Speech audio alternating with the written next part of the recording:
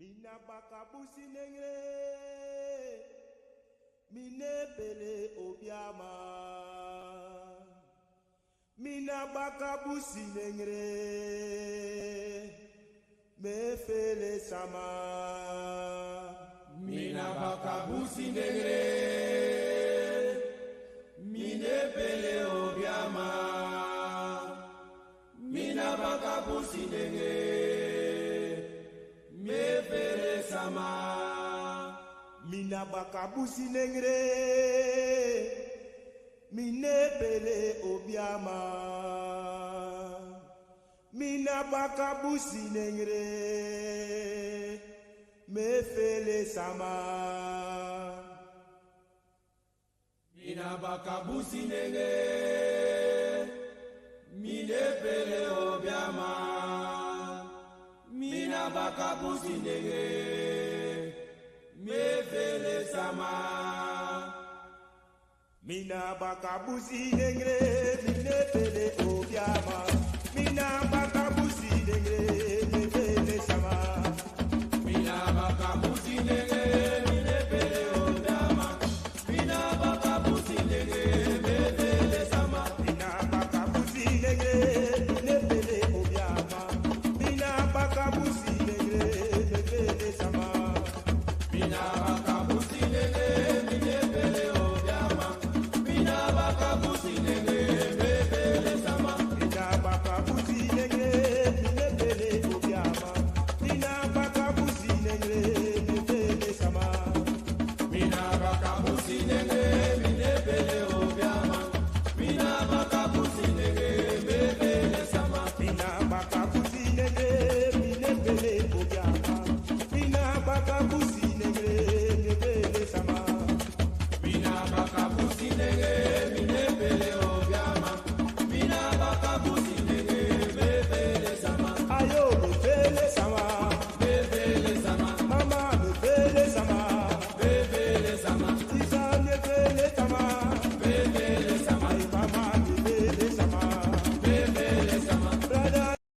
Fire burn them dirty king, blaze up them dirty king, fire burn them king, send him disastrous, and time he fast with us, ancestors walk with us, fire burn them king.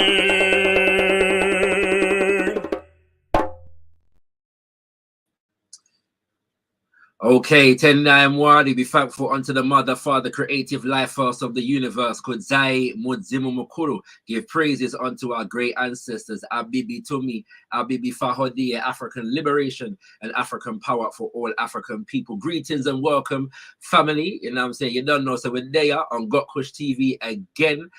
This is ZIVANAYI. For those who are not aware, ZIVANAYI is a Shona word spoken in the Shona language of Zimbabwe, which simply means let us get to know each other. Our weekly show, and it's a very, very special one this evening, family. In fact, our opening music, which comes from a group called Aisasi in Suriname, is actually very appropriate for this particular show because it speaks about the Bakabushi Nengre, which is the Maroons in Suriname, who were resisting against enslavement and colonization during that time. And we are dedicating our show today to the name and the life and the legacy, a celebration of the name, the life and the legacy of a great African, a great new African. We'll get into what that means in the show, family. A man by the name of Mutulu Shakur, who recently passed away and joined the ancestors. So do stay tuned for that. Just a bit of housekeeping, family. Do check out the link in the description as it relates to if you want to support Gotkush TV in continuing to grow as a Pan-African Black conscious media platform. Feel free to check out the links in the chat. Feel free to check out the Telegram link if you want to receive our notifications direct to your phone. And I also want to let you know about the upcoming Messiah opening ceremony.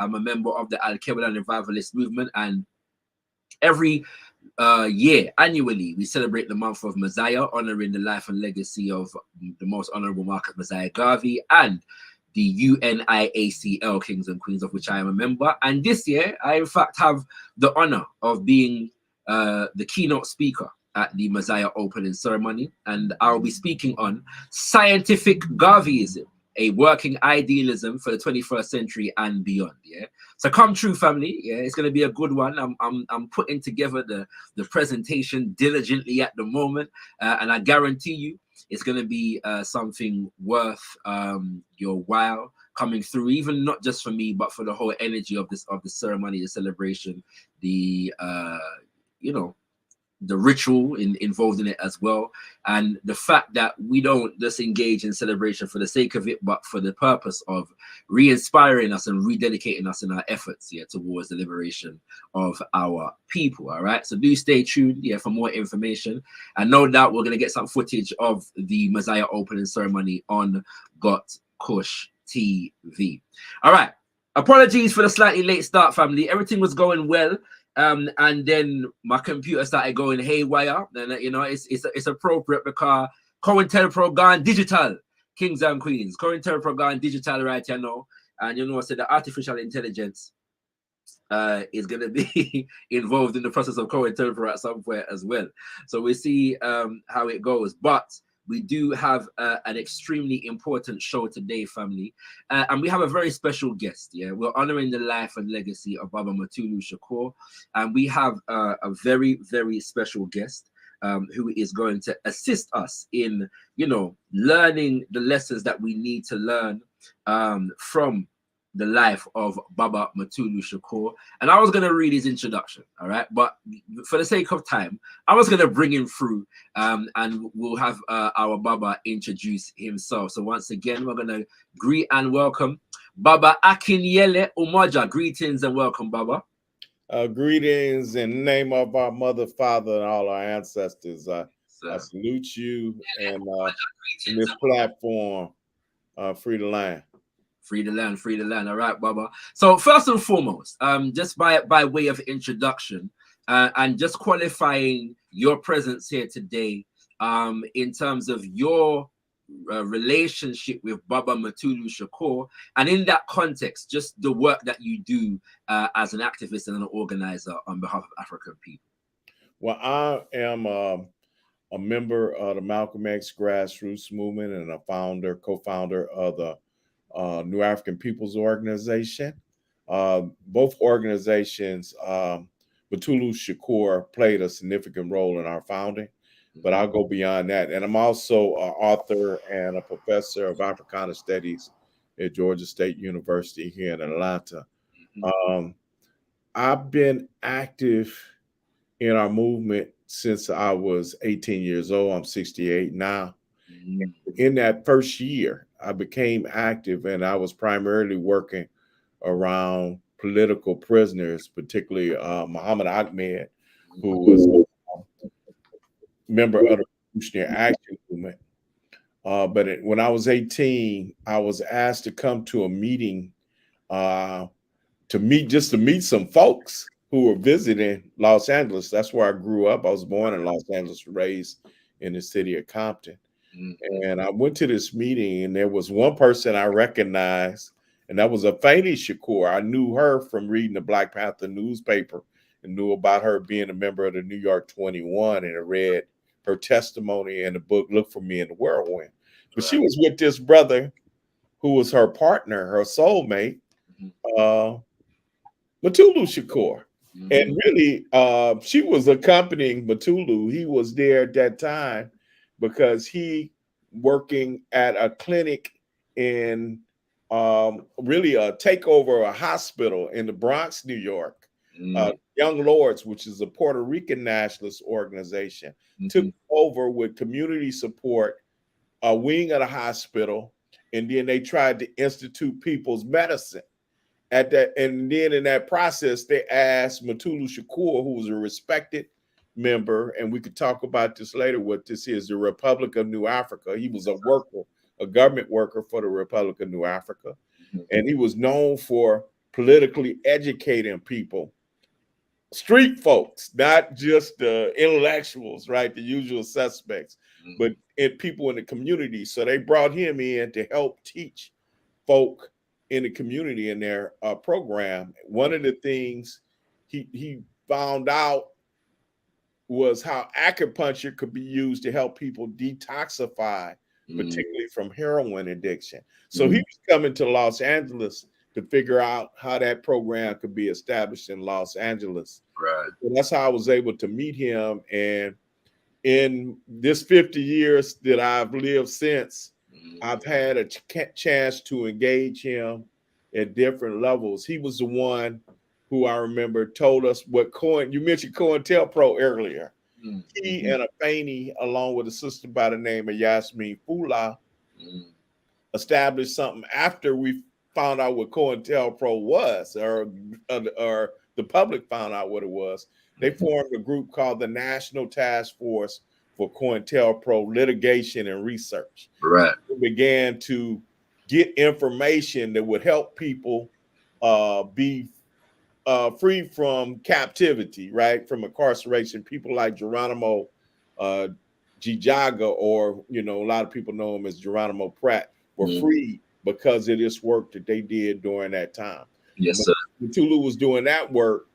Then he went on trial for, they said he was a part of the New African Freedom Fighters wing of the Black Liberation Army.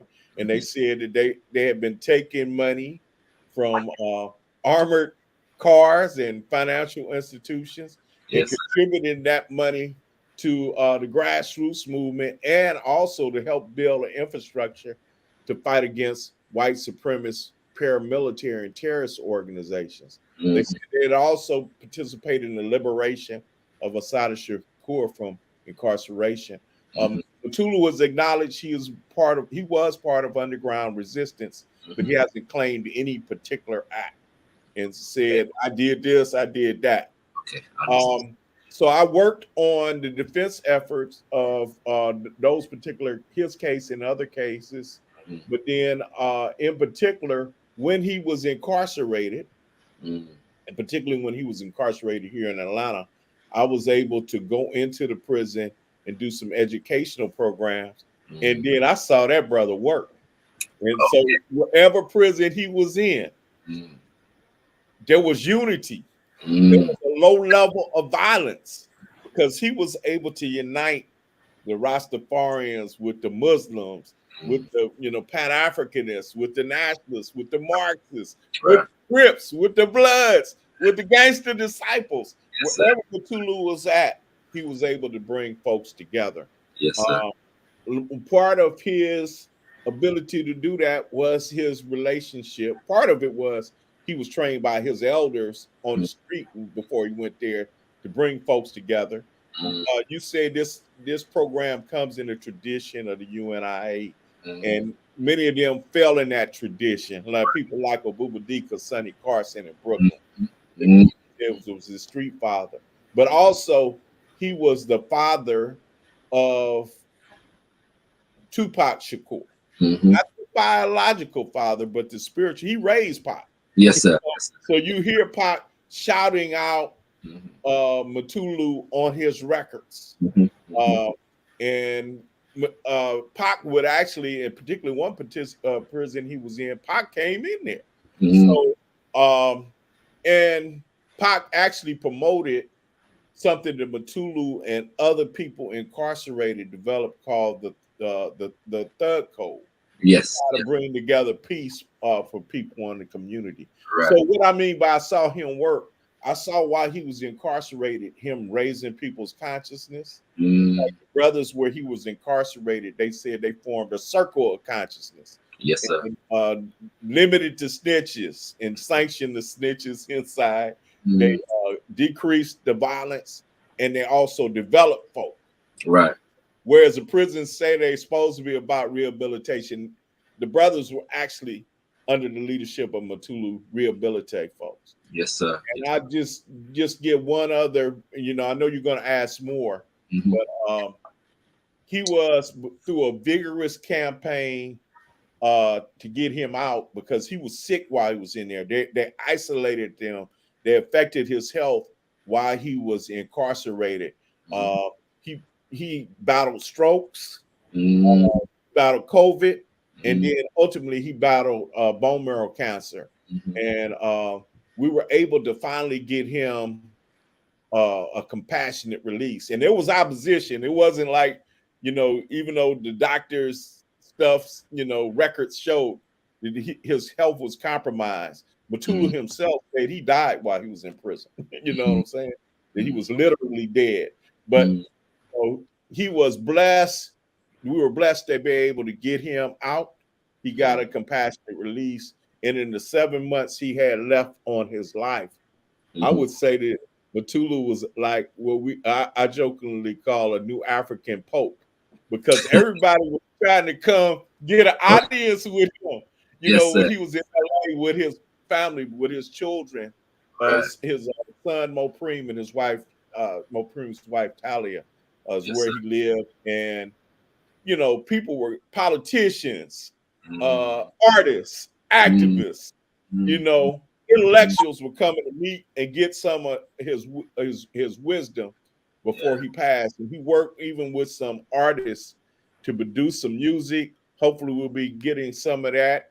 And he was just teaching as much as he could before he was able to pass, and his loved ones were able to love on him and support him during that last part of his life. So even though he's now rising as an ancestor, and he's no longer physically with us, I'm just happy. For instance, in Atlanta, we have an independent school called Quilombo, and he was able to have a virtual meeting with our children. Beautiful. You know what I mean? So because they had been studying about him last year. So just for them to have that that experience of having a conversation with him, there's something that these children will remember. Yes, sir. Thank you, Baba. And brothers and sisters, if you just heard that little synopsis, that we're going to have a wealth of knowledge, information, and inspiration about the life of Baba Mutulu Shakur today from Baba Akinyele. So I encourage you to share the link far and wide. Feel free to hit up the comment section. We're taking questions in the chat also. And so we look forward to hearing your questions and your comments. But please do share the show. Make people know that this show is taking place, because it's extremely important that we get to know about this life and this legacy. Now, Baba, I growing up in the movement, one of the ways that my father taught me is that when we're talking about our great leaders, we start with where them come from, as we might say in Jamaica. Who's their people? All right. So before we get into just Baba Mutulu himself, the man, what can you tell us about his people, his family, where he comes from? In that respect. Baba Mutulu was born in Baltimore, Maryland, in 1950. His mother, who actually passed days before Mutulu passed. Who knows? Okay. We didn't announce it far and wide because he was hospitalized and he didn't know. So I'm not sure if he got the information before he passed, but it was days or a week maybe before he passed.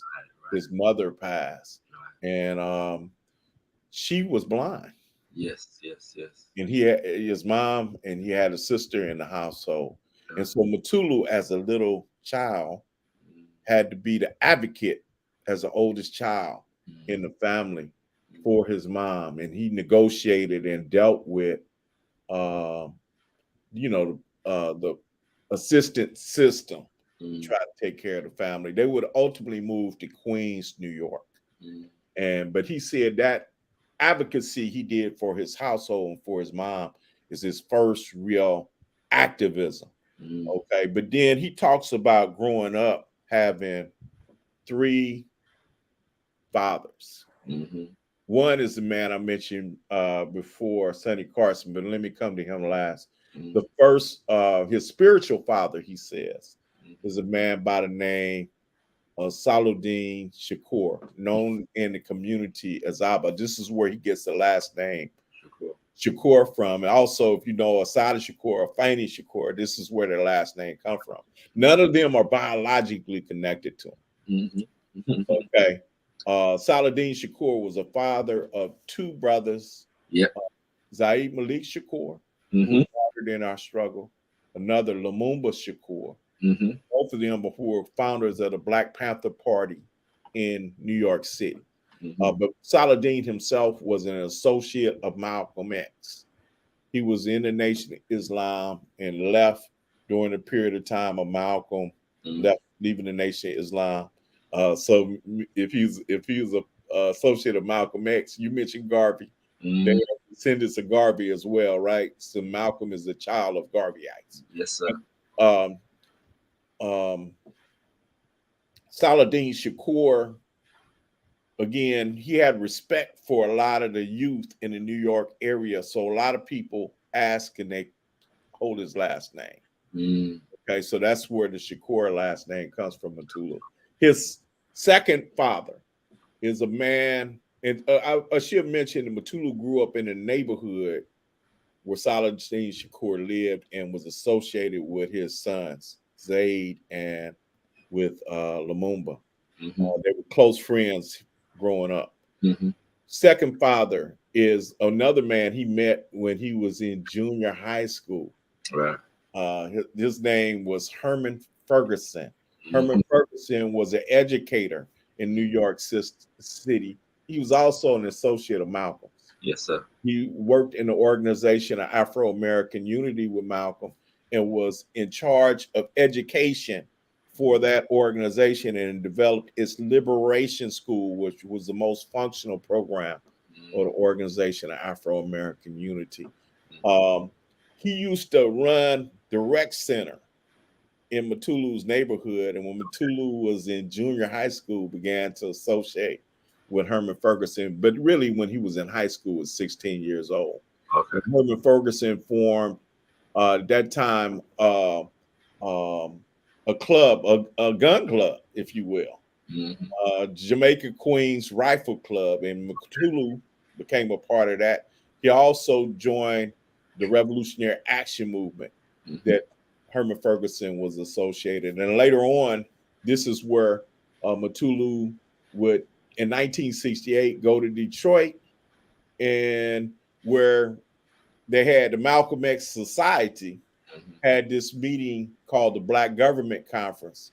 And it's where 500 attended, but 100 of that 500 declared their independence from the United States, said that they wanted land in the southern part of the United States to start an independent, sovereign, new African nation. They decided to call their nation New Africa. Yes, sir. But Mutulu was one of those 100 people to sign the Declaration of Independence. There's more on this story I could come back to.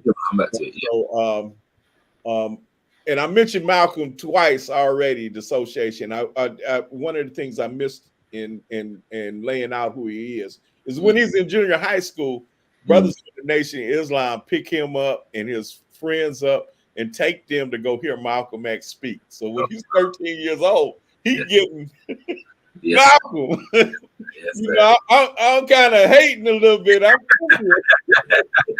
He and Malcolm when he in junior high. Yeah.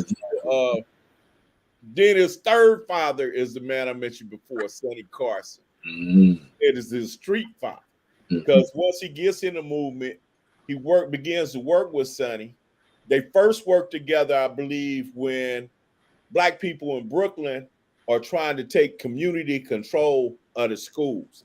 And when they try to do that, many of the white teachers, not all of them, but many of them went on strike because they didn't want to come under the control of the Black community.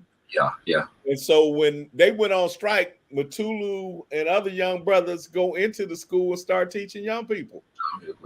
But under the leadership of Herman, but also Sonny Carson. He begins to work with Sonny Carson because Sonny Carson is engaged on the streets of uniting what they call the street tribes, the so-called gangs. Right? But Sonny Carson came from that. Yes. He's also Sonny Carson's African name is Abubadika. And so Bubadika becomes his other father, his street father, as he says in the movement, and he was always closely associated with Sonny. Right. And on the hip hop level, some of you might remember that Sonny is the father of Lumumba Carson, who was the spiritual leader of the X-Clan and the Black Watch movement. So there's hip hop connections. Yeah. Yes. So that's who Mutulu comes from. It's not only his biological connection, yeah, but his spiritual, his ideological, and even his organizing perspective. Yes. And when we think about this organizing again, when I go into the prisons in the late 90s, in the early 2000s, and I witnessed the work he's doing, that comes from Sonny, right?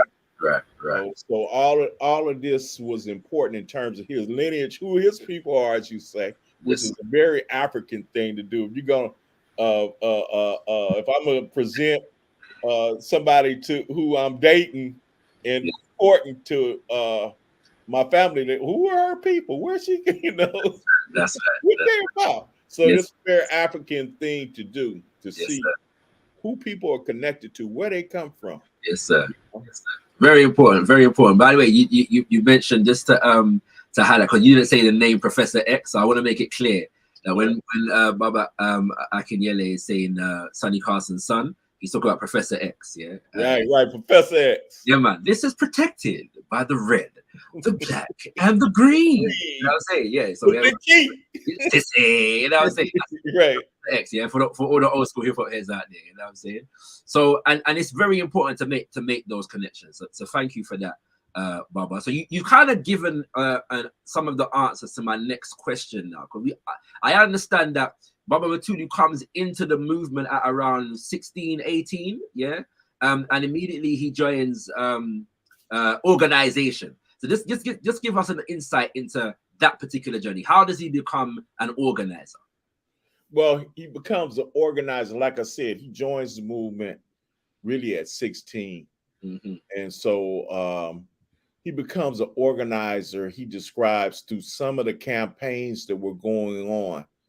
Number one of the campaigns he mentions is in 1968, Herman Ferguson, who I mentioned before, there's an alternative party to the Democrats and Republicans in the New York area called the Freedom and Peace Party. Many people might think I'm talking about the Peace and Freedom Party. That was more on the West Coast. Yes. In New York, they had the Freedom and Peace Party.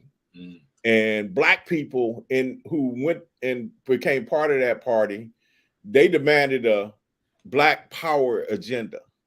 And they wanted for their candidate for Senate for New York was going to be Herman Ferguson.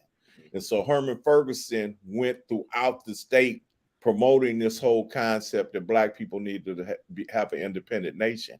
And Mutulu joined him on that campaign. So they go around the state, even in some white communities. And Herman explains why Black people should be independent. I think they got somewhere about 3,000 votes in that election during that particular time. As well as when I talk about the whole Ocean Hill, Brownsville struggle. Okay. When that struggle was going on, I mentioned Mutulu going into the classes and teaching. Then after that, the city takes over the school district again from the community.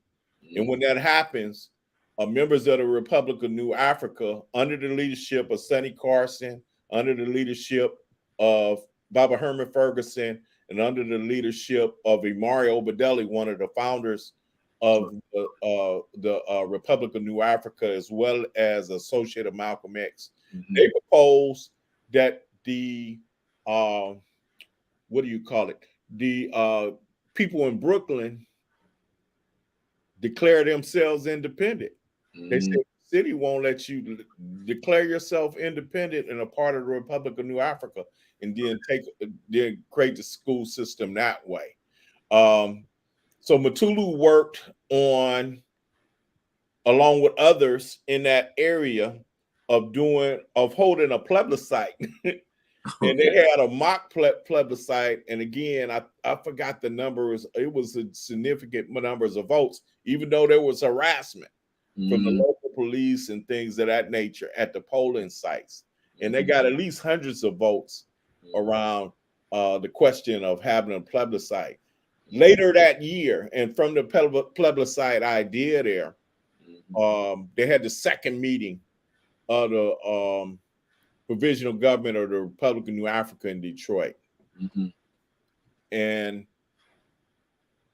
there was an incident that occurred at that meeting. A lot of people had come back from New York from this whole plebiscite idea to discuss what was happening at the meeting. And the meeting took place at a church, the Bethel Church in Detroit, 1969.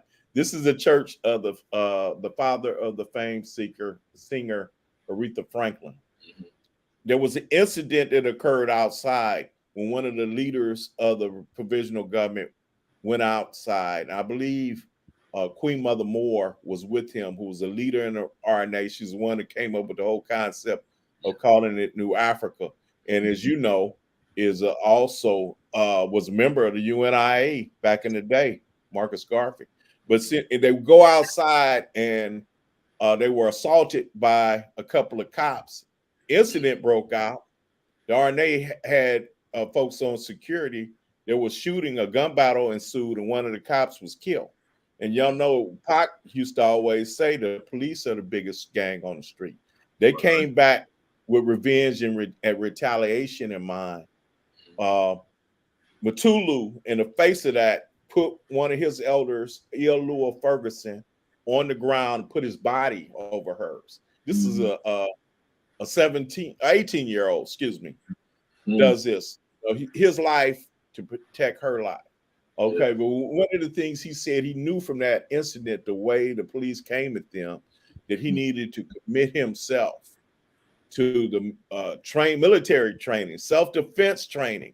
So Mutulu became one of the people in New York who promoted Black people protecting and defending themselves. And he's one of the people, in the Republic of New Afrika. So he trained people to defend himself. One of the things, as a subsequence to that, when there were a couple of times in the late 60s, early 70s, where Black communities were under siege from white supremacist civilian armies, Mutulu was able to go or send contingents of people to those areas to help people defend themselves. In Wilmington, North Carolina, and in Cairo, Illinois, he was able to send people or go himself to help train people to defend. That's part of the organizing he did. When Herman Ferguson had to leave the United States because of trumped up charges they had against him, it was Mutulu who took over teaching people about that Black people had a right to be independent, that we had a right to self-determination, and we could be a part of forming a new government called the Republic of New Afrika, a new country, a new state. So it was he who primarily did what they call nation building classes in Brooklyn, in Queens, in the Bronx, in Harlem. He was one. And in fact, many of the Black Panther Party in the New York area became citizens of the Republic of New Afrika. So if you read Asada's autobiography, and she talks about the Republic of New Afrika and how she gets the African name, much of that was through the work of Mutulu Shakur in the New York area. So when you see people like, if you read the testimony of Kwesi Balagoon or Sekou Odinga, it's Herman Ferguson's first, but then Mutulu picking up that work. And teaching people in New York and giving them that option to not be use the American colonial or United States colonial identity, but to claim New African citizenship. A lot of that comes from Mutulu Shakur. Ultimately, like I said, he was brought in to I'll say one other thing about organizing. I forgot this part is his close associate from junior high school in New York was a brother by the name of Anthony Laborde, later known as Abdul Majid.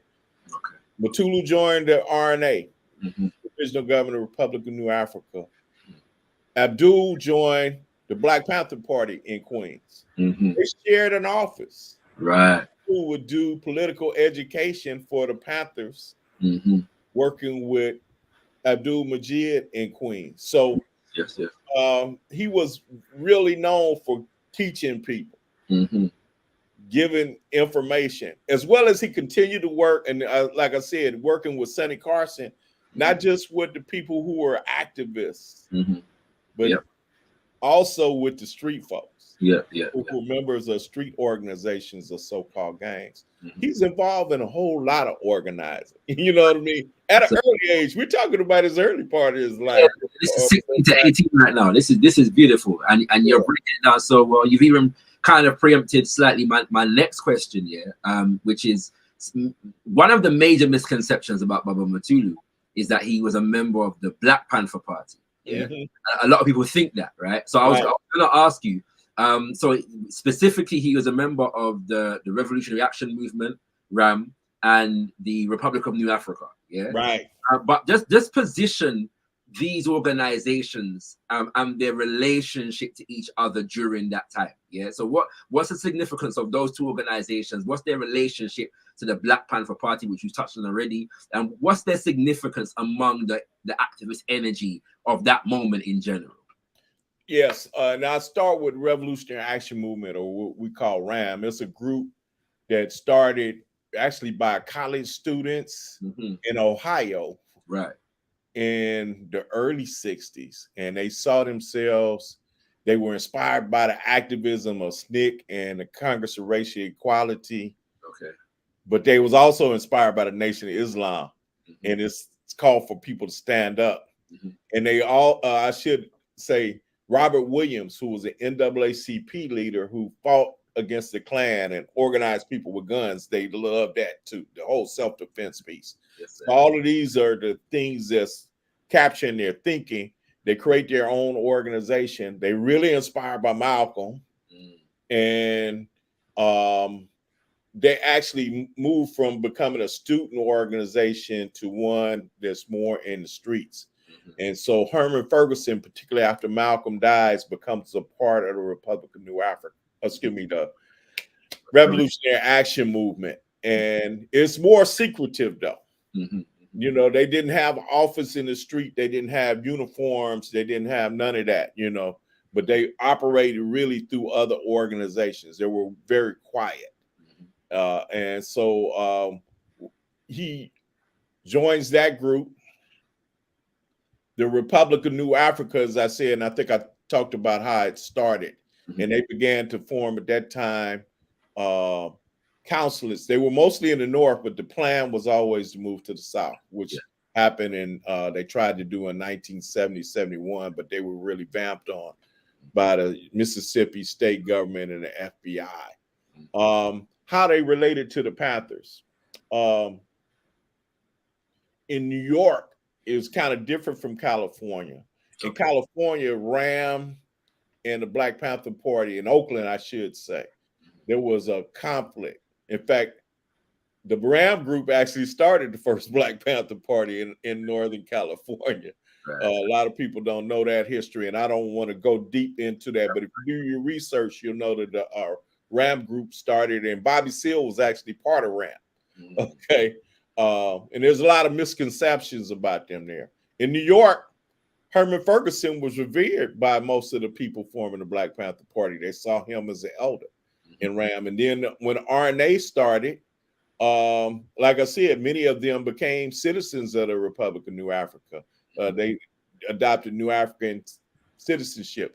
There was a difference, though, in how Black Panthers in New York and Oakland at least saw Black nationalism, we'll say. Yes. You know, of course, New York has that strong Garveyite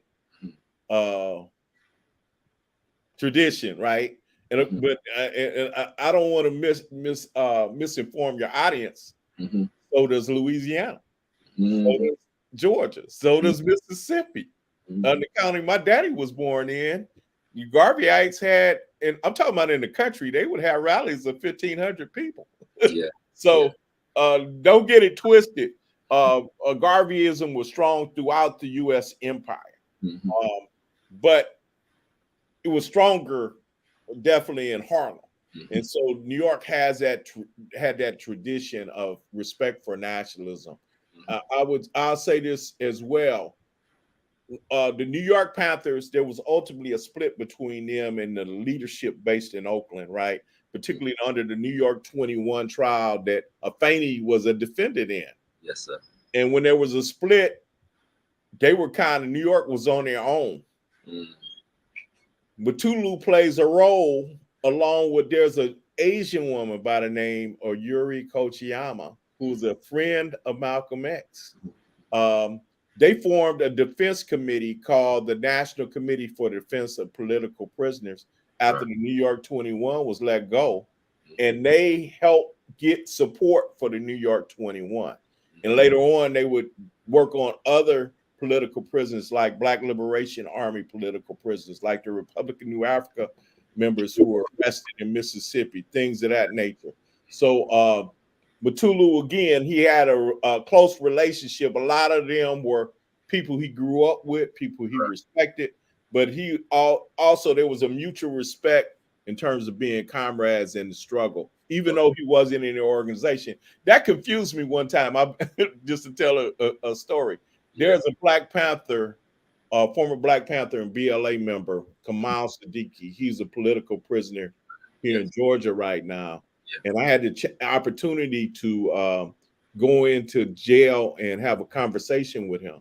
And he said, Mutulu Shakur taught me in political education class what imperialism was. And I said, but Mutulu wasn't a Panther. He said, yeah, but he was the one leading the class.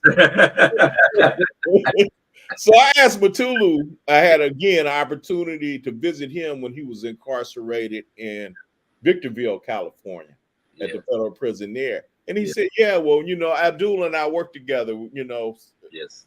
If Abdul knew I had this, you know, ability to teach, so I came in there and taught political education in class. We were comrades. We didn't really start tripping over that. In fact, they had the same office. One person would come in one day, Mutulu would recruit him. The next day, Abdul would recruit him. The next person. So they didn't really trip off all of that. They had a cooperative relationship. Right. Beautiful. That is powerful. That is powerful. And there's so much we can get into there. But one of the areas that I want to highlight, which is central to Baba Mutulu's legacy, is him. So you've spoken about him as an activist, organizer, as a militant, so to speak, in terms of getting military training, self-defense, you know, political education. But then there's the healer, which becomes critical at a particular point in time, especially when we mentioned COINTELPRO, the counterintelligence program. One of the major elements of it, as we know, is that the FBI floods the Black community, particularly targeting the organizations with drugs. And so in that context, in the attack on the movement by the US empire, in the destruction and the imprisonment of many of the leaders of the movement, in the flooding of the community with drugs, and those drugs beginning to affect the children of the movement, Baba Mutulu becomes a healer. And so just speak to that development of his organizational legacy. Well, the piece with the healer, like I said, when you have the takeover of the Lincoln Hospital in Bronx, New York by the Young Lords Party and other community-based organizations. And then once they take over the hospital, they tell the Black Panthers to come. They specifically asked Mutulu, you good at what? Political education. We need you here. And so, as you mentioned, heroin is flooded into Black and brown communities, not only as a vehicle to deal with the movement, but to specifically, it's a form of capitalism, right? That somebody is profiting from this and leads to more genocide of our communities. So there's something they they, in terms of dealing with the health of our communities, wanted to figure out how to deal with it. Yes, sir. And of course, with heroin, if you want to come off, there, some physiological things happening to somebody. So they had to figure out how to deal with that. Yes, Mutulu was in a car accident while working there, and two of his sons were in the car. And Yuri Kochiyama, who I mentioned earlier, talked to him about the efficacy of using acupuncture for them to recover from the car accident. So once he figured out that efficacy, he decided, how can we apply this acupuncture to the healing of people who are coming off a heroin addiction? And they found out it was a very effective measure. Now, Mutulu believed this, though, as well, is even though they could help people detoxify, and deal with the physical elements, they still needed the political education. So it had to be combined. So they created the method, not only the methods, and they utilized methods and there's a documentary called Dope is Death that deals with this, but they figured out the technical things with acupuncture to help someone heal, but as well, they incorporated the political education to help them challenge it. That became a threat because, the U.S. government and the colonial medical system was utilizing methadone, which would have kept people chemically dependent, and also it had harm could come to people through a long-term addiction to methadone at that particular time. So it was a challenge between the people, Mutulu's folks promoting people's medicine versus the people promoting chemical dependency, just being heroin being replaced by methadone. And so part of the challenge was that, and it was a hostile challenge. There were actually, people at Lincoln Hospital, part of the detoxification program, who were killed. There was one of the doctors, Richard Taft, who was murdered in this whole struggle at that particular time around this. And ultimately, the city of New York took over the program because they said the terrorists were running the program. And the alternative was that Mutulu and another doctor, Richard Delaney, who received their certification in Chinese medicine, formed a clinic in Harlem. Okay. Black, and they formed an association, the Black Acupuncture Advisory Association of North America, set up their clinic in Harlem, and not only began to heal more people, but they trained more doctors. Yes. Okay. Yes. And they trained even people who had MDs already to utilize acupuncture. So he certainly was a continuation of that tradition. Even when he was in prison, I didn't talk about it much before, where he would heal brothers in prison. So he took that stuff, that knowledge there with him, even in captivity, and began to share it. And and there's still people he trained who perform, and not just African people. I saw when he talked to our children in Colombo, I saw a Asian guy sitting behind him, Tatsu Hirano. He was trained by Mutulu, in acupuncture. There were some white folks who were trained by Mutulu in acupuncture. So he taught far and wide. Yes, sir. Yes, sir. You know why it's very important to highlight this? Just focusing on our people in the United States of America for a second, but this applies all over. All right. There's a lot of talk about we need to take responsibility for the ills, that are present in our community, and there are some ills present in our community. But when you look at our movements, there is not a movement of note among African people that did not do that work.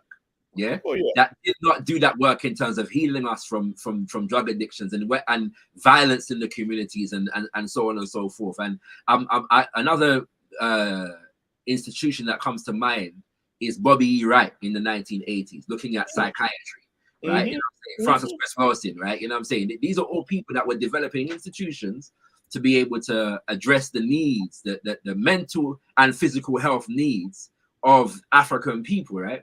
Which is oftentimes left out of the story when people are talking about, y'all need to take responsibility. Why were they attacking breakfast programs and clinics? Yeah, right. Right. Do you know what I'm saying? Like, why was they? And then once they've attacked them and destroyed them, they act like they didn't exist. And because we're not controlling the narrative, so many of our people don't know that these institutions existed. Yeah, and it's such a powerful thing. And I'm made to understand that Baba Mutulu is also pioneering in certain procedures or schools of acupuncture. I don't know if you can speak exactly at all. Exactly. And I'm not as adept on that, but yes, there's a protocol of acupuncture that he and other people who are associated with the Lincoln detox experience that's utilized today. Right. But they established it. Again, I think he was able, even though he was trained by other people, he had enough confidence in himself to begin to take it to another level. And they were able to, through trial and error, to be able to develop their own form. There's an article I could send you on that. Beautiful. Done with Mutulu in coordination with Uruguana Trinidad, who was one of the doctors who was trained through that experience. Right. Are you able to speak to, because obviously we're going into the 1980s now, and this is what is euphemistically called the crack era. Yeah. Are you able to speak to the functionality of the clinic and the work of Baba Mutulu Shakur and those who he was working with in terms of remedying our community in that era? Well, keep in mind, the clinic came under attack. Yes. By the government. Yes. And so when Mutulu actually was forced underground in 1982. And so much of the work of the clinic was disrupted by that point. So when we talk about the 80s as the crack era, the clinic as an institution had been was forced underground, if you will. Yeah, understood. And yeah, so it wasn't there. If he did any work around that impacted the crack era, he was finally captured in 86. Yeah. And so he might have did it behind bars, but I have no knowledge of that. No, that's fine. All right, so let's speak on what we can speak on in terms of that. Right. So he gets in. He goes underground, as you said, 1982. Yeah, he goes underground in 1982. Of course, the incident that started the whole thing was what we call in the movement the Brinks expropriation. I should say the incident that starts everything in terms of an intense surveillance of Baba Mutulu and others was when Assata Shakur was, as we say, liberated in 1979. Yes, and so there was after the end, what they call the Joint Terrorist Task Force, FBI, New York Police was formed, and after an armored car in 1981. Sorry, Baba, not to interrupt you. Don't forget the point that you're on. Just to explain for the audience, Mama Assata Shakur, you know what I'm saying, was basically imprisoned on trumped-up charges, in the 1970s. And basically, she, to cut a long story short, as she says it, she began to plan her own escape. And it's bigger than that. No, of course. Bigger than that. She, man, I almost have a story about that too, because I was actually in New York when that happened.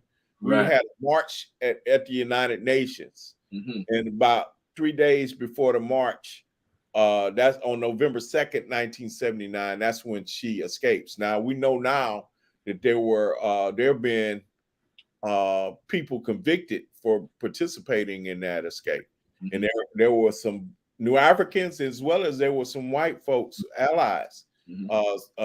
Marilyn Buck, who's now an ancestor, as well as Silvio Berardini, an Italian national who lives in Italy. But Sekou Odinga was one of the people convicted of that. Yep.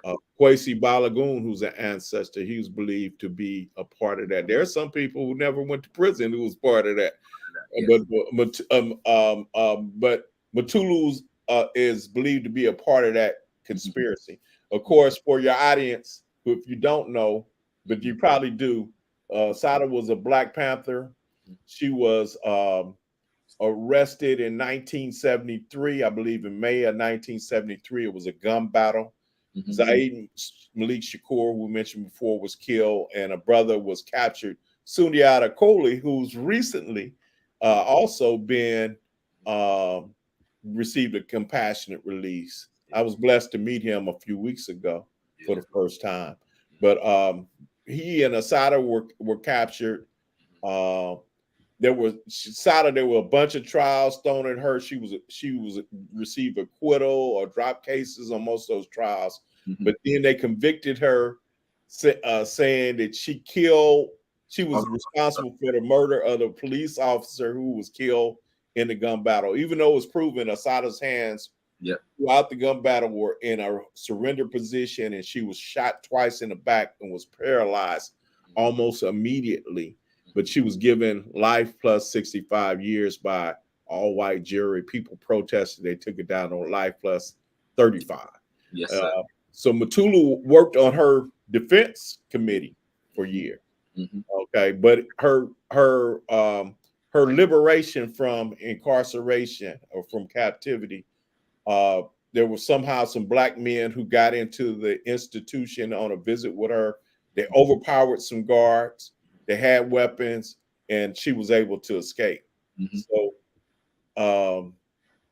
I think, and I'll just say this, I think her saying that she planned her own escape was just a way for her to not put anything out there. I don't know that for sure, but that's what I believe. Listen, I don't probably took more than one person to plan. 100%. I don't need to know the details yet. I'm just always one person. I like to highlight that example because it's unique, right? There's a lot. When it happened, like I said, I was in New York. Man, I'll tell you the truth. I ain't gonna lie. Yeah, I ain't gonna lie. First, I was scared because again, we had this march coming. Yes. And I know if you know the story of George Jackson, I believe he was set up. Right. And they made it seem like he was trying to escape so they could kill him. So that was the first thing in my mind. But then as I began to hear the news reports, I figured they don't know where the hell she is. Yeah. And it wasn't until years later she emerges in Cuba. But she was, a Cimarron. You mentioned Maroon before. I like the term Quilombo. Yes, sir. She was a runaway, and they were searching for her. And at the rally we had a few days after that, yes, sir. And Mutulu was partly responsible for this. I just found out last week. There were hundreds of people with signs. There were 5,000 at the rally, and the marching rally from Harlem to the United Nations. There are hundreds of people holding signs saying Asada Shakur is welcome here. Asada Shakur is welcome here in the bottom Republic of New Afrika. Yes, sir. Mutulu, working with some white allies, they developed those posters.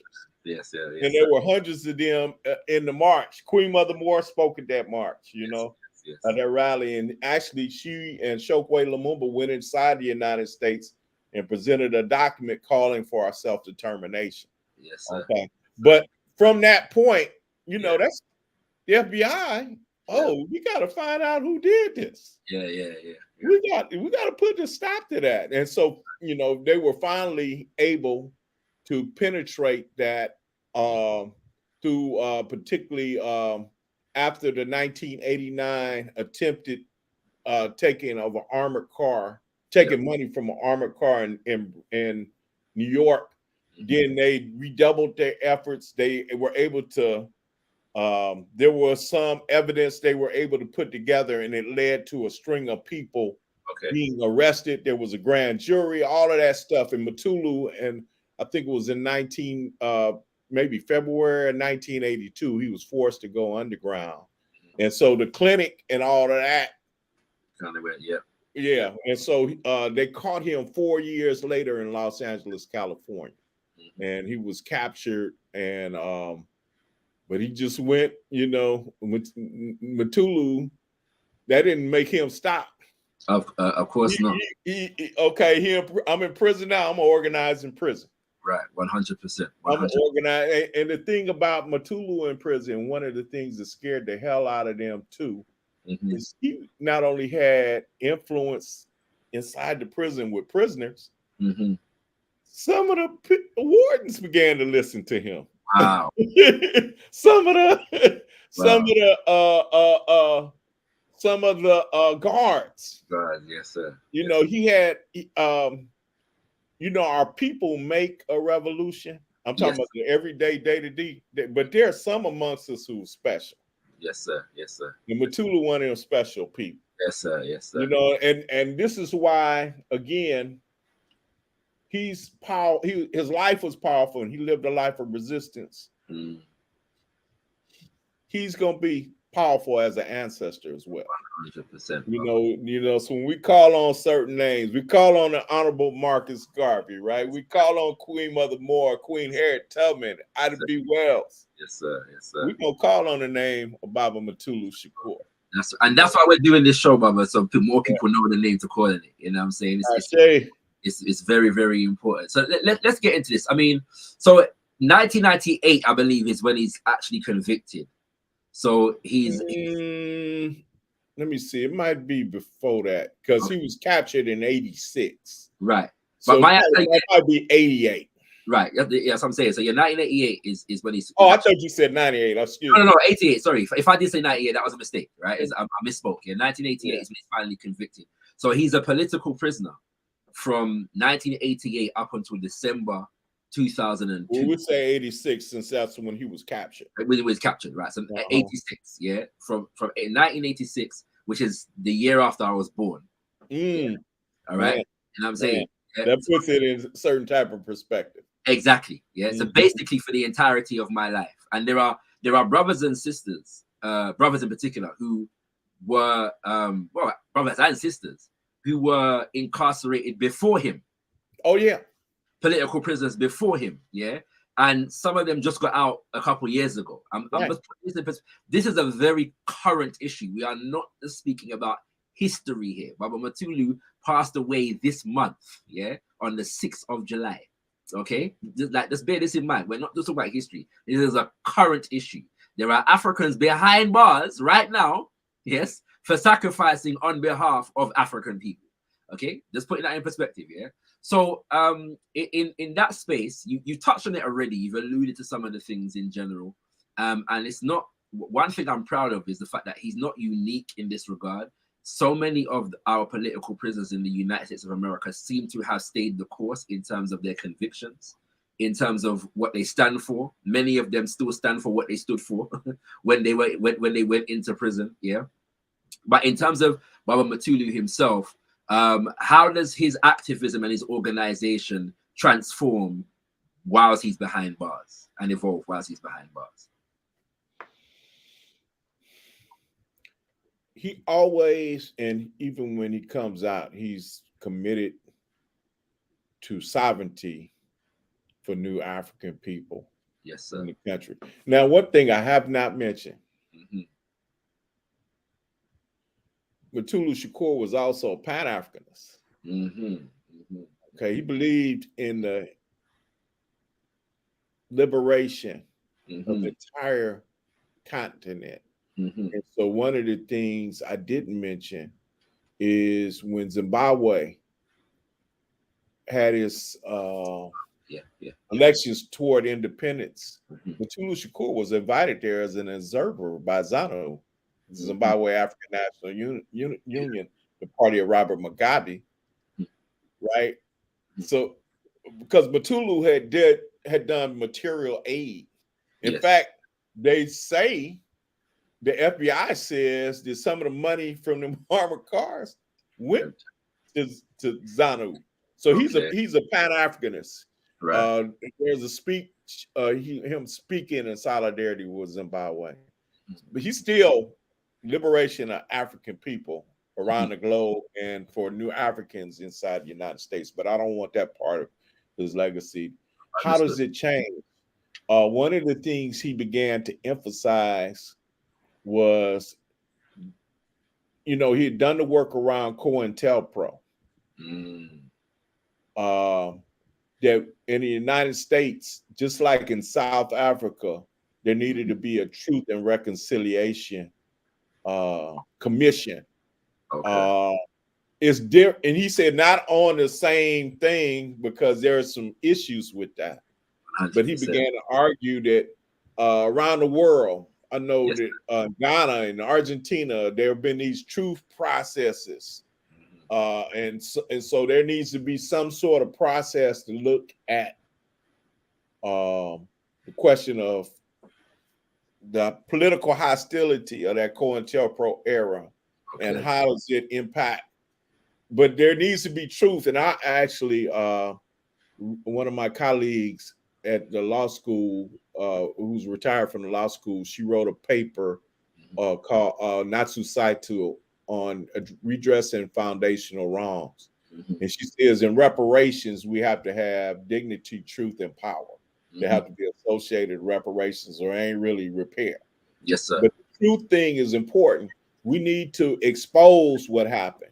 We talk about COINTELPRO, the truth in terms of not only the heroic element of our resistance, but the harm that our enemies have perpetrated against us. Needs to really be exposed. You mentioned about drugs being flooded in our communities. That needs to be exposed. People don't really, not just around the world here, don't know what really happened to us. That needs to be exposed. And then once we expose it, maybe we can have some sort of, and he proposes as an alternative dispute mechanism.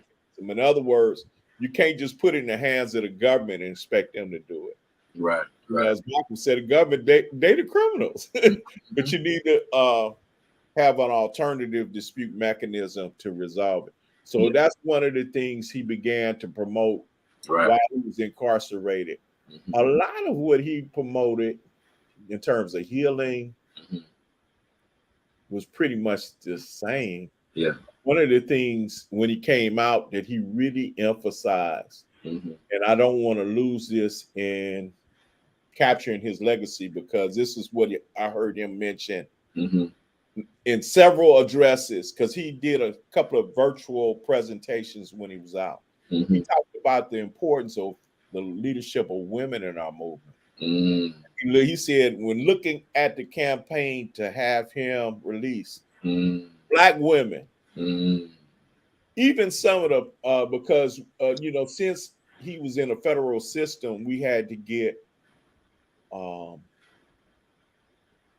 people in the legislature to put pressure on the parole system, because the other side is putting pressure, right? So we had to get some of our people. So he said some of these Black female congressional leaders, people, they call them the squad. Okay. Played a major role. Okay.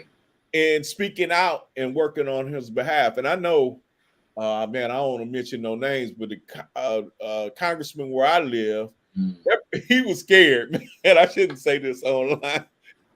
His office was doing a lot of promising me they would do stuff, and when it came down, they would never send no letter. Right. I shouldn't say that, but I just, man, just moved me to say that right now. Yes, sir. But there were particularly Black women. There were other people who spoke out on his behalf, but particularly he said Black women spoke out. And so he was seeing us moving into the future that we really got to protect, support the voices of our sisters in our resistance fight. So he really emphasized that upon coming out. Right. Beautiful. You on that point about African women, Black women, and sisters leadership here. Let's just touch on the relationship with Mama Akinyele Shakur, also now our ancestor.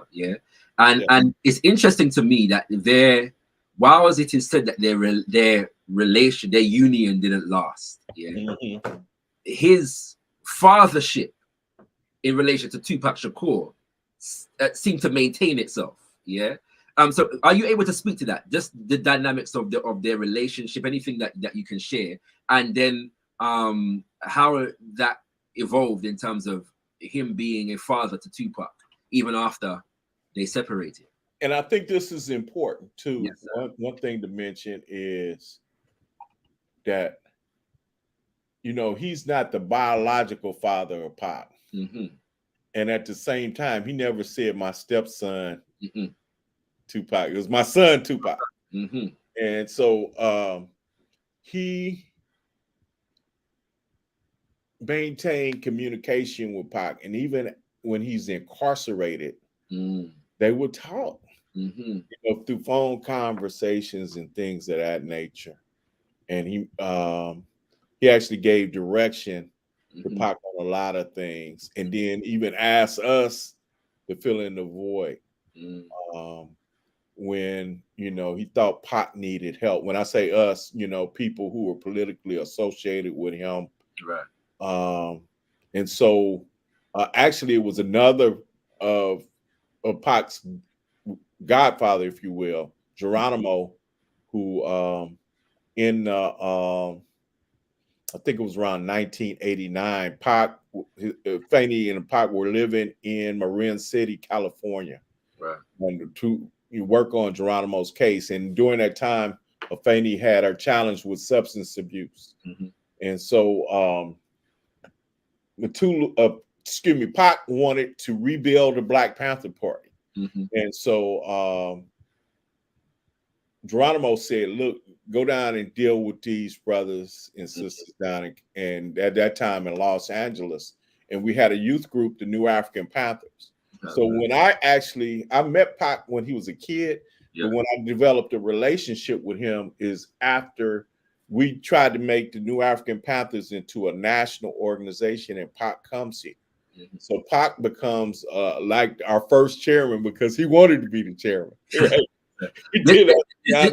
This is the organization also known as Panther Cubs, right? No, this is the New African Panthers. So you see, Pac was our first chairman in 1989. He comes down here. He speaks at Morehouse College. You know what I'm saying? He developed some music. If you kind of hear on his first album, America's Nightmare, he lists all these political prisoners, and at the end, you could hear him whisper "New African Panthers." Yes. So that was because it was an associate group of our New African People's Organization at that time. It was a youth organization. He didn't stay in it long because he was going back to Marin City, and again, his mom was going through her challenges then, and then he was actually fending to eat and stuff like that. And then his hip hop career jumped off. But coming back to Mutulu, he would, you know, always talk to him about, you know, life, because Pac, and I can say this from knowing him, I actually knew him. I'm not just talking as a scholar. He was always, even though he had the relationship with Mutulu, he was still looking for that father energy. He would talk about before he made it, like, okay, I got to go back to Marin City. I ain't gonna have no daddy to talk to me about girls. I ain't gonna have no daddy to teach me how to. Now, this is the vulnerable. This is the Pac I knew as a teenager. You know, even before I had spoke to him when he's a star and stuff too. But through that period, he's engaged with Mutulu, and Mutulu gives him energy, and he comes to provide support to Mutulu. He mentions him, not only mentions him in songs, but he comes to the prisons he's at, right? He begins to promote this whole concept of the code, which comes together because Mutulu beaten with men inside, and in that tradition of Abubadika Sonny Carson, he's trying to figure out how can we bring, in light of what you're saying, that we've always tried to deal with the ills in our community. How can we decrease the level of violence? How can we stop some heinous activity that we're doing, you know, in the community. How can we slow that down? And so bring some more peace. And so they create something called a code inside, and then Pac begins to champion that outside. There's also, after Pac is killed, there's a beautiful eulogy, if you will, that Mutulu writes to Pac. But you know, they maintain that relationship throughout Pac's life. And one of the ways in which that manifests, because I've seen a clip of sorry, before I get to that, just to say there is a video online that you can find of Tupac speaking at the Malcolm X grassroots movement. Right. Right, which is when you see MXGM, for those who are just here, that's the organization that Baba I was there that night. Right, you know what I'm saying? You might see me there, but I'm 100 pounds lighter and I got hair on my head. You know what I'm saying? And it's not gray. You know, so yeah, just to say that connection with the movement Pac always maintained, right? And even though you will hear him critical of the movement and say what, you know what I'm saying? Oh, yeah. And sometimes critical with love at the same time as well. Oh yeah. And trying to give us a reality check, right? Give the movement a reality check in terms of what the younger generation is going through. And Pac was one of our children. Yes, sir. Yes, sir. You know, he was one of our children. So yeah, there would be that tension and critique at times. Yes, but sir. there was always that love. That love, 100%. There was always that love, and he always saw himself as part of a movement as well. He just was presenting it in his own way. His own way, and let's get to that, because there's an interview with Baba Mutulu where he's saying that he challenged Pac, yeah, in terms of thug life, yeah. Now we know thug life, yeah. Those of us who were raised on Pac, they hate you gave little infants, F's everyone, right? Right. We understand, you know what I'm saying. But apparently, according to Baba Mutulu, when he first was saying it, it's like Mutulu was concerned. So he challenged Pac to define it. Yeah, you can't just put it out there. He said you have to define it. And from my understanding, that's where the definitions come from, and also the thug life code comes from. Yeah, the Baba Mutulu challenging Pac to define what it is that he's presenting to the masses. Are you able to speak to that at all? Yeah, when he came out with Thug Life, Mutulu wasn't alone. We was all like, "What are you talking about?" And it was Pac's manager during that time was one of our elder comrades and a close brother, I would say, to Mutulu, Tonite Himba. And Tonite is the one that, you know, he explained to me when he talked about thug life, and this is what in the question you see Mutulu asking, what are you talking about? It wasn't like people who snatch purses or sell drugs in our community. It's about people who are outcasted in society. Yes, sir. People, the undesirables, if you will. Outlaws. And so, in fact, Pac's first idea, even before he becomes a star, he wants to create a label called Out the Gutter Records, and then later on, I think he wanted to call it, he told me, Underground Railroad, because he wanted to take people he was connected to in the streets. Yes. And, you know, put them where they could have sustainable life through the music industry. And so he's always looking out for people who he identified with who were forgotten about in this system and couldn't get inside of nice schools or nice neighborhoods and things like that. And so that's where Pac was coming from.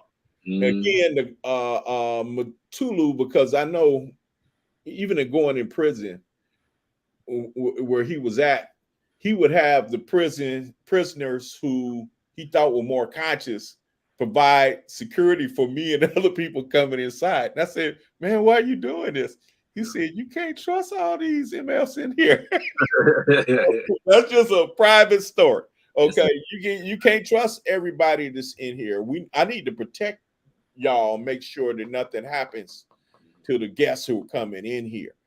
So he recognizes there's some elements in our community. Yes, sir. Even though we shouldn't be scared of them, we're gonna have to transform. Yes, sir. So Mutulu was conscious of that element, Yes, but sir. he's meeting with folks, and so he meets with other shot callers, if you will, people who are heads of different street organizations or big time drug dealers and stuff who are behind the wall, and they come up with this code. How can we bring about more peace?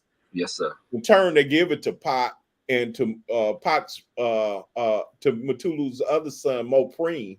Mopreme is and his wife Talia, who Mutulu lived with when he's out of prison. But they promote, and Mopreme was part of the Thug Life group with Pac, as well as he had his own hip hop career before that. He was on the Tony album, so the single "It Feels Good." But anyway, so they promoted out in the public along with Mutulu's name on it to give it some credibility, and because the streets love Pac. Yeah. And even though Tupac didn't grow up as no gangster, the gangsters loved him. Loved it, yeah. Most there.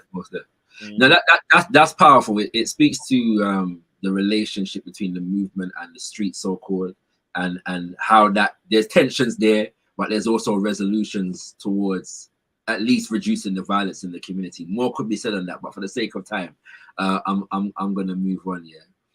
Now, fast forward a number of years. 2016, we get to 2016, and I hear there's a rumor going around. Baba Mutulu is coming out of prison. All right, and I'm like, okay. Like, finally, I'm saying the day is coming, I'm saying it shouldn't be there in the first place. And it's like we need more Shakur examples, but anyhow they get out, anywhere they get out is good, right? And then it just doesn't happen. Yeah. And I know a number of people were like, well, what's happening? Like, it's like the news came out, we're just waiting to hear more. Yeah. And after a while, you realize that nothing's happening. Just give us some insight into what happened there in relation to he actually had a date. Right. That he was supposed to be released. He had done his time. Yes. And the date was 2016. But as we said, there's opposition to him getting out. Yes. And even though he had a date, it was on the Bureau of Prisons website. It wasn't just a rumor. I went and looked. I remember it. His release date published in 2016. But then, man, what old people used to say, these white folks do what they want to do. And they actually said, no, he has to go through this parole process before he's released. And so they came up with the pressure and whatever that was coming from, not only the FBI, but then some of these police organizations and things of that nature. They came up with this hearing, and they didn't deal with the normal parole process, because if they went by that, if they go by their rules, and if he goes by what was recommended by many of the people who were wardens and people who worked at the prisons he was incarcerated, he should have been released. But they created a whole different instrument, and then the prosecutor in that case utilized things like, he was charged for inciting a riot. What was that? He was on a phone call to a meeting at California State University at Northridge. The Danny Glover was present, and he talked about the necessity of truth and reconciliation. They said that was inciting a riot, and they put him in isolation. That was the one when he was put in isolation here. That's when he first had a stroke. Yeah, because he was away from doing the exercise. He was away from getting things in his diet that maintained his health. Other things, they looked at the correspondence he had, and a lot of times on his correspondence he signed it "stiff resistance." straight ahead. Yeah, yeah, yeah. They said that this shows that he still has the 100. type of thinking Mm-hmm. that would cause him to commit a crime. Yeah. Thus, the danger to the community, we don't need to let him out. Yeah, yeah, yeah. That was the justifications they used to continue his incarceration. One of the things his lawyers and legal team was working on is, you know, they had something under the guidelines of incarceration that he was held under, that you have something called good time. That if you have so many days of quote unquote good behavior, then that will lessen your sentence. By that, he should have been out of prison. Yeah, yeah, yeah. He should have been out. I mean, they documented it and turned these things in, but again, it was opposition. Yeah, yeah. You know, fortunately, he could have been released by presidential clemency. And it's been done before. You know, I will say that Obama did release Puerto Rican prisoner of war Oscar Lopez, and then Clinton released some white resistance fighters, Susan Rosenberg and Linda Evans. Right. But you know, both passed on Mutulu, and it wasn't that stuff wasn't on their desk. I'll tell you that. 100%. Well, I tell you something else that happened under Obama 4 years prior to this parole with so they had the opportunity. I will say that for the record. Right. The Clinton and Obama, of course, Trump wasn't going to do it, but but they had the opportunity because the information was on their desk. I was going to say that what Obama did do, or what was done under Obama, was that the FBI increased the bounty on Mama Assata Shakur's head and made her one of the 10 most wanted terrorists in the world. Yeah. Next to a man named Mohammed Akbar Shabat, Aladdin, and all them thing there from Saudi Arabia and all kind of thing. Yeah. But the very important thing that relates to what you said a minute ago in terms of what they said about Baba Mutulu and how he used to sign off his correspondence and so on and so forth, is that they said Mama Assata Shakur still continues to promote her terrorist ideology. Yeah, that's one of the FBI agent, black man, I can't remember his name. Yeah, who announced this nonsense. That's a terminology that he used. In so many words, she continues to promote her terrorist ideologies. So not for us, family, because whenever we think, we've moved on, you know what I'm saying? Black excellence, we've got black millionaires and celebrities who are mashing up the place and music execs and so on and so forth. Yeah, these people don't forget. Yeah, when we've moved on, they're still looking for Assata Shakur and calling it terrorist ideology. Yeah, or to this day, we have to be there. And I mean, you talked about early this program, and I would say you follow in the tradition of the Honorable Marcus Garvey. Yes, sir. There were black people, yes, sir, who lined up to support the agenda to have Marcus Garvey captive and then exiled from this country, from the United States Empire. Yes, sir. That continues. Yes, sir. Yes, that sir. continues. And just like Mutulu said, struggle didn't start with him and it won't end with him. Right. But we still have, these folks who continue the agenda of our oppressors right here in the city I live in Atlanta.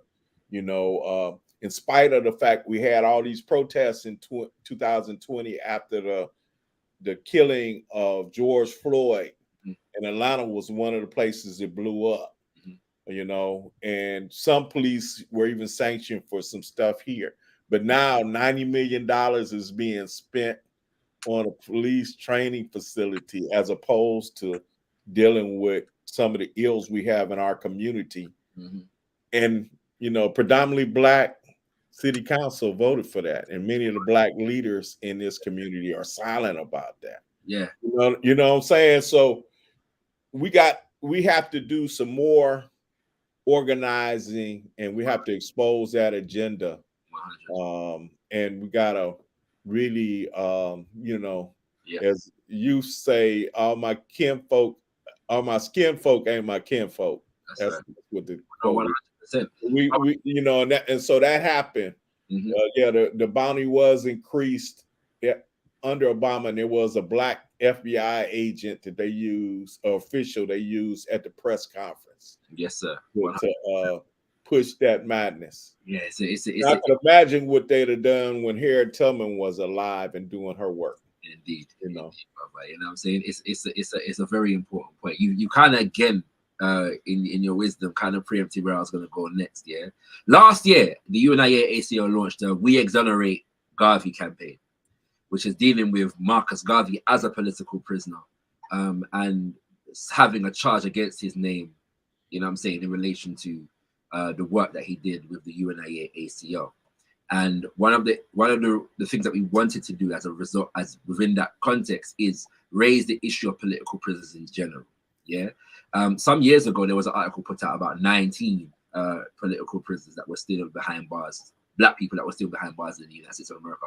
Some of which have now been released. Baba Sekou Odinga and a number of people that were in the MOVE organization that were behind bars from the 1980s and 70s were released 2018, 2019. 2020, Jalil Muta Keen, yeah, a yes. couple years ago. So those Sundiata Acoli you mentioned already been released, but there are still some like Rochelle McGee. Most probably high profile name is oh Lord, Mumia Abu Jamal. Sorry, Mumia Abu Jamal. I understand.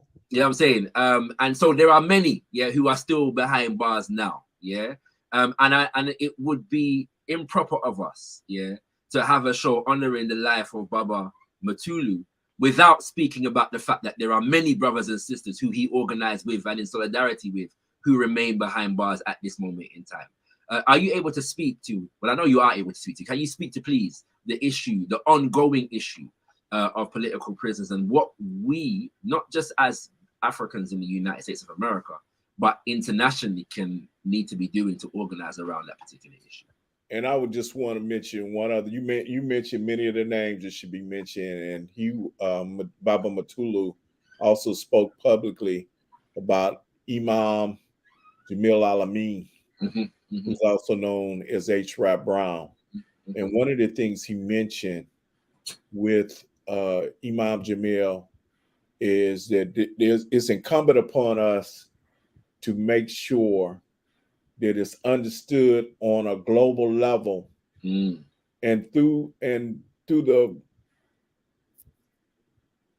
principles of international law that people who are detained like Imam Jamil are political prisoners. And we should, the same type of international campaigns that occurred for the freedom of Nelson Mandela, and the same type of recognition that Nelson Mandela had as an international cause, the freedom of Nelson Mandela, that Imam Jamil and the other names that you mentioned, most definitely Rochelle McGee. Rochelle McGee, you know, I've been out of high school 50 years, and he was incarcerated long before that. You know, the incident that he became a world internationally known figure happened when I was in the 10th grade. And that's not why he's incarcerated. You know, he was incarcerated on a minor marijuana charge. So it's incumbent upon us to, particularly in the name of Baba Mutulu, not only in terms of him being a political prisoner, but that was part of his work. Yes, sir. Yes, you sir. know, he fought to free Asada. He fought to free the New York 21. He fought to free the Republic of New Afrika 11. He fought for the Wilmington 10. You know what I mean? Several other political prisoners that he fought for. And again, most definitely Geronimo. It's, you know, that's in Geronimo's story, Geronimo Pratt or Geronimo Gijago, who was a former, for your audience who don't know, he was a former Army Ranger during the Vietnam War era. Mhm. And when he came home, he decided he was going to share those skills Mhm. Mhm. with Black Power organizations to train them. Mhm. And because of that, they came up with a cold case. They manufactured, there wasn't really even evidence. They created some people to lie on the stand Mhm. and to say he was a part of that. Mhm. That was exposed. But it was Mutulu and Afeni who used the COINTELPRO documents we got to say, okay, he always said he was 500 miles away from where that murder occurred. Right. The documents will show where he was at because they surveilled him. And they fought to keep, and that's why truth is so important in our reparations campaigns. 100%. Not just about getting a check. Yeah. So Mutulu was important in terms of that fight. Mhm. Knowing who Geronimo was, Mhm. he dedicated a lot of his time, he and Afeni, to becoming up with a defense strategy Mhm. to free Geronimo that ultimately got him out of prison. So again, in his legacy, a lot of that is about freeing the political prisoners Okay. that we have who are held captive. Yes, sir. Yes, sir. We're approaching the close, the conclusion of our show today, but I want to tease two issues with you, if I may. Yeah? The first is an interesting one. Mutulu Shakur has passed, right? And I'm going to come back to the issue of reparations after this. And I'm watching Black media internationally, but particularly in the United States of America. And as far as I'm concerned, this should be national news, yeah. But as far as like Black media is concerned, it should be a no-brainer that Black media is covering the passing of Mutulu Shakur, yeah. And maybe you've got a better purview of this than me, but it seems to me that even independent Black media, yes, have been rather mealy-mouthed and if not silent on the issue, yeah. And I don't know if my perception is correct. Are you able to speak to this? Why does it seem that Black media is not profiling the passing of such a notable figure in the history of African people in America? See, the ignorance or people scared. It's just ignorance. They don't know, or they just scared. And some people are scared to touch certain issues. Yes, sir. Mm-hmm. All right, understood. And the other one is the issue of reparation. Now, it's a hot topic at the moment around the world, yeah, in the Caribbean, in the UK, in America. And one of the things that I notice is among reparations activists in America and organizations, there seems to be those who foreground the issue of political prisoners as a demand, as a reparatory justice demand, yeah, and those that doesn't seem to be on their radar. Brother, can you excuse me for 1 second? No problem. Do your thing. Yes. All right. Do your thing. All right, kings and queens, we're here. I've been neglecting the chat, yeah, and I'm sure you can appreciate why. I'm just making sure that we have as much time with Baba Akinyele as possible, yeah. I hope brothers and sisters are learning and appreciating the insight that Baba Akinyele is giving us, yeah. And you know, it's a beautiful thing to be able to celebrate an ancestor, yeah, and just give a little bit of honor to somebody who gave us so much. And I'm saying us, yeah. I've never lived in the United States of America, yeah. I'm not an African American in the national borders of the United States of America sense. I would be in the Omawale Malcolm X sense of the terminology, all right. But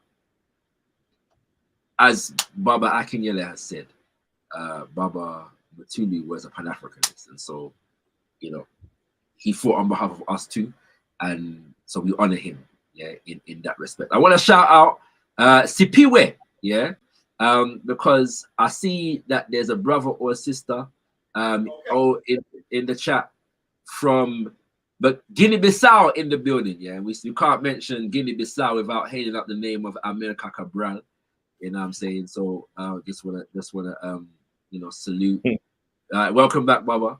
Okay. And just big up everybody in the chat. So yeah, just to really center political prisoners within the reparations conversation, like how central should it be? And what do you see as the purview in terms of the popular conversation right now? How central is it in relation to the reparations discourse that is taking place at the moment? I think it's not central now. It needs to be central. I would say the question of political prisoners needs to be on the agenda of all of our organizations. Why I say that, particularly if we're talking about get a new generation of activists, how can you say to them, get active in this struggle, and we forget about people who fought for our liberation in the past? In terms of reparations, it's the same logic. How can we say reparations are supposed to be about repair for previous harms? This is one of the harms to our people. Mutulu Shakur being kept off the streets for decades. Just think the impact he could have had in resolving some of the conflicts we have in our communities today. That was harm. Taking certain leadership off of our community. So we want to resolve the harms of the past. Political prisoners has to be at the top of that agenda. I would actually say, as regards particularly to Africans in the diaspora, in the Western Hemisphere in particular, who came here as a consequence of the, you know, what they call the transatlantic slave trade. We're all descendants of people who were captured and brought here due to hostility. You know what I mean? So the question of our self-determination, you know, that we have a right to choose whether we should return back to the home of our ancestors, whether we, you know, want to be United States citizens or citizens of whatever state we belong to, or do we have the right to sovereignty on land that our ancestors tilled for free for centuries? Yes, sir. You know what I mean? Yes, sir. Not to mention the post so-called emancipation, you know, the United States had decades where lynching was common. Yes, sir. You know, there was terrorism that was openly sanctioned 100% against our people, right? For decades. You know, the historians of our experience here in North America call the period after Reconstruction to the 1920s. They say that's the low period because of the level of lynchings, the fact there was apartheid, you know, they call it Jim Crow here, as well as we were denied the right to vote for centuries. 100%. You know, and now people don't want us to even talk about that history. Yes, sir. You know, you're trying to cover it up. Again, this is why truth is an important element of our reparations fight. It's not, again, not just about a check, but we want to know what happened to us. We want to be able to talk about that, as well as to talk about our resistance and our contributions to humanity. 100%. All right, we're going to find out. Obviously, I'm sure that the plans to lay our Baba to rest are in train. I'm going to ask you about that in a second. Before I get to that, though, I just want to say this, a lot of the time people try to prove that political prisoners are not quote unquote guilty of the crime that they have said to have committed. And by the way, as far as I'm aware, it's not far away. And Cobra, the reparations organization, does have the release of all political prisoners as a part of its reparations platform. Most definitely. That's all political prisoners. So right. I'm not interested in guilt or innocence. When it comes to these things, terrorism was being committed against our community, and our community was fighting back and resisting, and that was a crime. Considered to be a crime under the laws of the U.S. criminal empire, right? And the same way it was in Haiti and Jamaica and Congo and Kenya when we were fighting back against colonialism. right? You know what I'm saying? And so I want to suggest that guilt or innocence is not a topic of conversation when it comes to political prisoners. Yeah. You know what I'm saying? I just want to put that out there and affirm the example of Tupac Shakur, even as I say that. Right? You know what I'm saying? I think that this needs to be said. But having said that, Baba, what do you have the plans for Baba Mutulu's funeral been established, and what is there going to be live broadcast, or is it a private affair, or how's it going to go? I believe, and I'm in touch with the planning committee. Right. They're working on a live broadcast of it.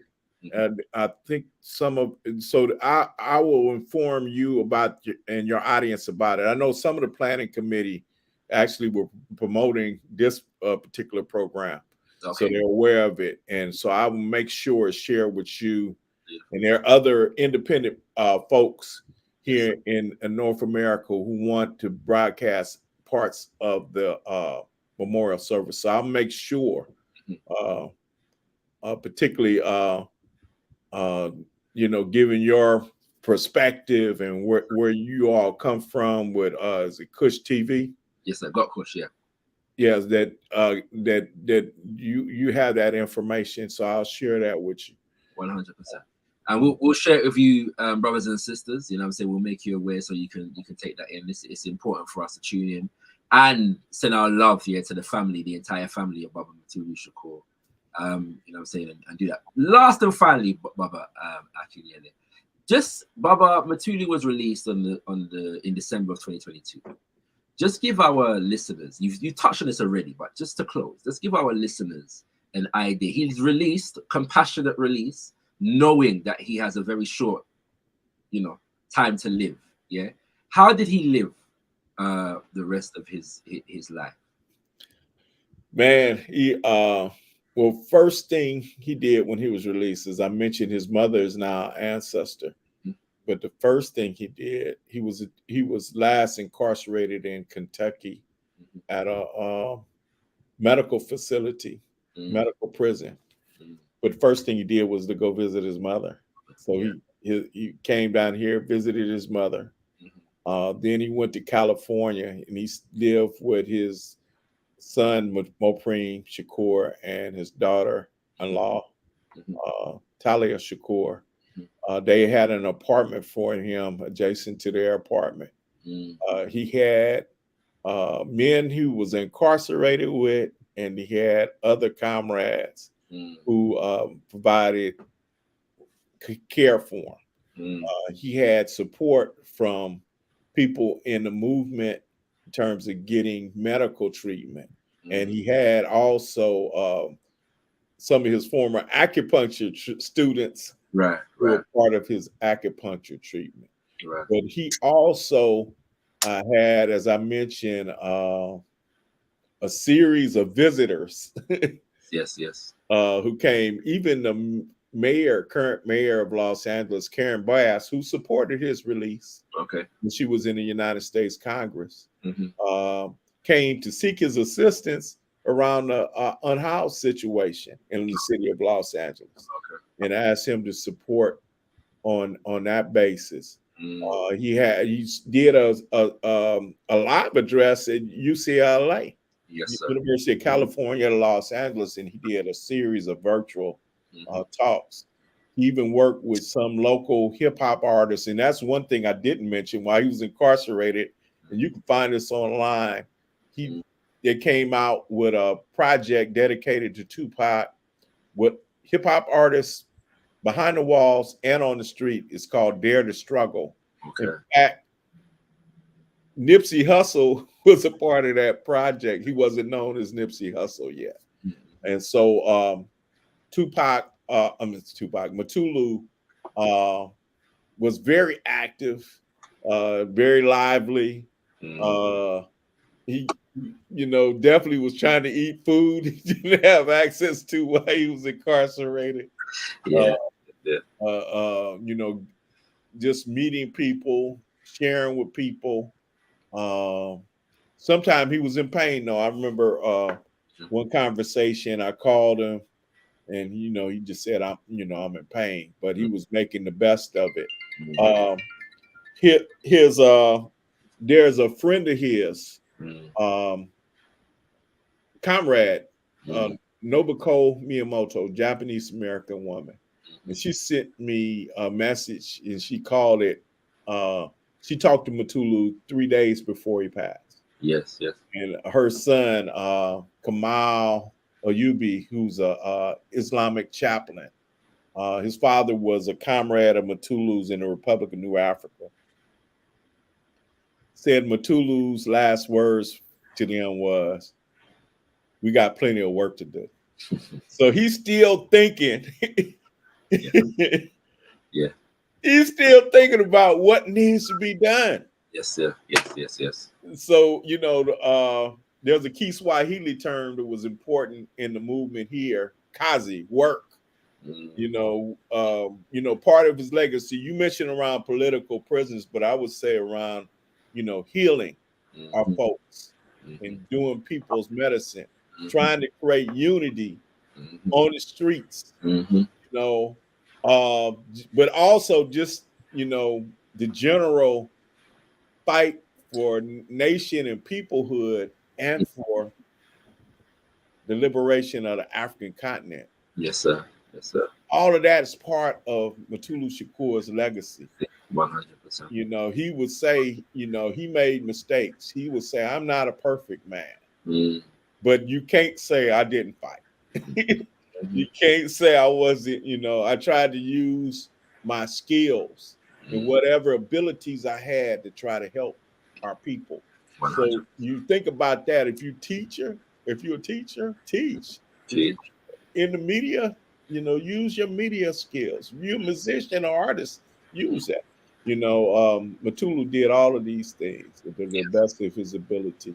Yes. And in the spirit of our ancestors and to free our people. Baba Kwame Ture said that the blood of our revolutionaries fertilizes the soil of the revolution. Yeah. It's a beautiful way to conclude, because in as much as we are honoring the life of Baba Mutulu, because he's no longer with us in the physical, in truth, the spirit can't die. Yeah. And the way how he lived his life in his last days is a manifestation of that. And so I thank you for sharing that, Baba Akinyele. We're going to let you go because I know you have other commitments. Yeah. But we appreciate you for spending this time with us and for honoring and for thank you for your service on behalf of our people, but also on behalf of Baba Mutulu as well. Yeah. You know what I'm saying? Our greats need other greats to support them, right? And you've definitely done that work. So we appreciate you, Baba. Brother ShakaRa, appreciate the opportunity to speak on this platform, and thanks for having me here. Yes, sir. All right. Take care, Baba. We'll see you again soon, no doubt. Keep up the good work. Free the line. Free the line. Straight ahead and stiff resistance. Just resistance. All right. Peace out. All right, kings and queens. You know what I'm saying? We've just been speaking to Baba Akinyele Umoja. I hope, brothers and sisters have learned a lot from the insights that he had to share with us, about the life and legacy of Baba Mutulu Shakur. This show is extremely important, and every now and then we're going to have an interview on our Tuesday evening shows, all right, for those who watch regularly, just to highlight, things such as this, but it was just very important for us to take a moment to just honor such a life, such a legacy, and all of the varying different issues that come out of that, you know what I'm saying? So we give thanks for that. As always, kings and queens, Tendai Mwadi, be thankful unto the mother, father, creative life force of the universe, ZIVANAYI, giving praises unto our great ancestors, Abibi Tumi, Abibi Fahodie, African liberation and African power for all African people. Ashe, Ashe, Ashe.